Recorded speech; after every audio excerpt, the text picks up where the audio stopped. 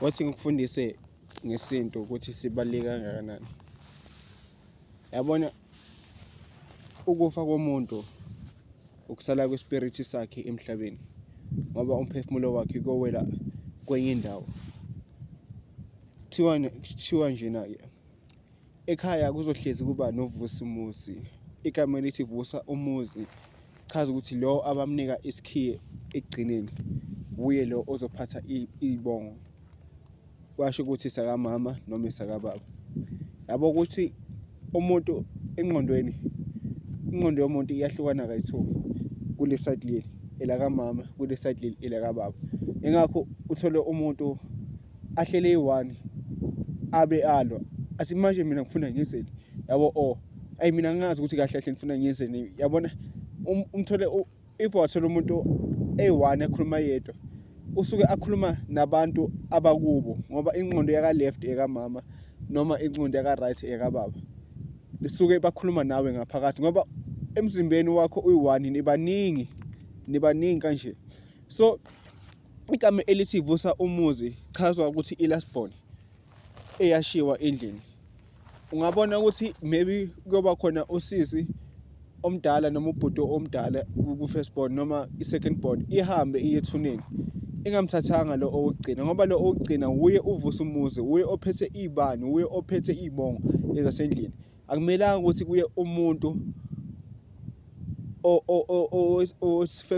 first born, second born no third born. Kumele laba babaya ethuneni bathathe nalo okugcina ngoba kuyofuneke kuhanjwe futhi kuye emsamo bayokhuluma nabantu abadala. And okukhuluma nabantu abadala angeke ukwazi ukukhuluma nabantu abadala ingekho ilasborn, angekho lo uvusa umuzi, angekho lo ophethe ibani ezasendlini. Ngoba uma ungaya ethuneni uhambe uye lapho ukukhuluma nabo bayokunika lento oyifunayo kodwa angeke bakunike exactly lento oyifunayo. Uthi masufika endlini ube sohambe nesinyama sonke nesifike sishaya laba abama firstborn kakhulu. Umthola umuntu ophelela umsebenzi, uthola umuntu uyenza lokho uthi yabamba kahlangani ngoba because kunabanye abasukile baya ethuneni bangamthathanga lo ukugcina, bangamazizanga lo ukugcina ukuthi sahamba manje sokhuluma nabantu abadala. Yabo kubalekile ukuthi isiko sigcine singabantu abamnyama siyekeni ukuphila isilungu. Mase ngena kuma religion manje ngizokhuluma ngegama elithi isonto.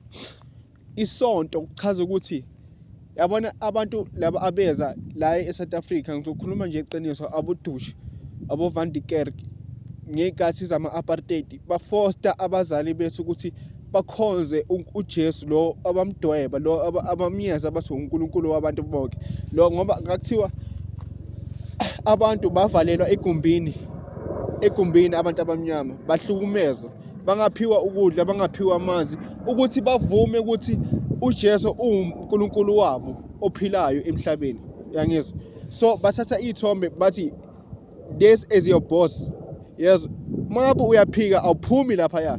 And kunabanye ababolayo kunabanye abanukayo, so kade bangana choice. Ingakho manje sikaqala bathi isonto kuchaza ukuthi safostwa iphindo, safostwa ukuthi sikhonze lento singayifuni. Isonto, yabuza isonto kuyaboshwa.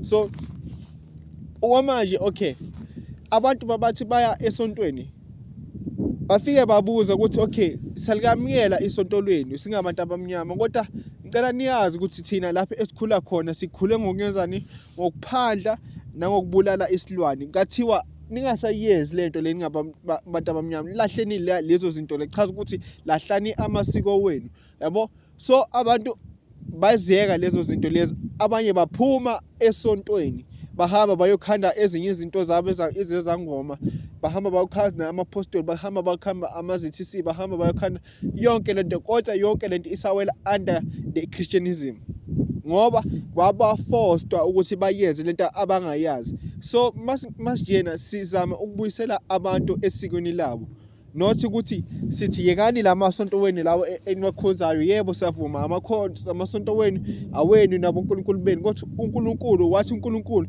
the temple of you is a temple of God. Ilapho uNkulunkulu khona aphila khona, amcinga uNkulunkulu ngoba uNkulunkulu uphila kuwe. Yonke lento leli la ngokubonayo manje ithi umdali wonke lo moya obonayo eduze kwami ubudali baNkulunkulu ongeke kuze kubusuke. So uJesu akuyena owasiyenza ukuthi sihlale sonke la, njengoba sikhuluma nabelungu namhlanje sikhuluma namabhunu, akuyena uJesu. uJesu after ukufa kwaJesu esiphambanweni, there are hundreds and billion people ababafaka futhi esiphambanweni babashaya. So abantu abasilwela, angeke ngize ngithi abantu abafana njengabo Mandela ukuthi sikwazi ukuhlala nabelungu, kodwa I'm not saying ngibapresent ngoba yonke into umuntu makayenza into kini sekuNkulunkulu. That's why ngafuni ukuvula nami isonto, ngoba angifuni into engizoyidala, ngoba nami ngidaliwe ukuthi ngizontshela imessage le eyabaphansi evela kuNkulunkulu eyaKaNkulunkulu nale yabaphansi. So imessage le mawuthiwa bantu chaza ukuthi umuntu onomphefumulo into ephuma ezulwini, bantu abasezulwini, yawuzwa ichaza ukuthi unomphefumulo ohambayo onenyama, chaza ukuthi ukuphuma ezulwini. So masingabantu abamnyama into esidinga ukuthi sikwazi ukuhlangana khona umhlaba uyokwazi ukuqalwa kabusha, ngoba sonke manje silahlekile, yabo. Cela mangabe uyayithanda le video le and ukhona okufundile ngalokho, ucela ungilandele ku YouTube, ungilandele kuma Facebook, khona uzokwazi ukufunda kakhulu ngesiko lakho ukuthi ungubani, yabo.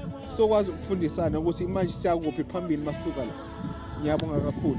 Ungayishare ivideo ubize nabantu. Ngikhona ku YouTube, igama lami nguSimphiwe, ku Facebook SP owakaZulu. Ngibonge kakhulu.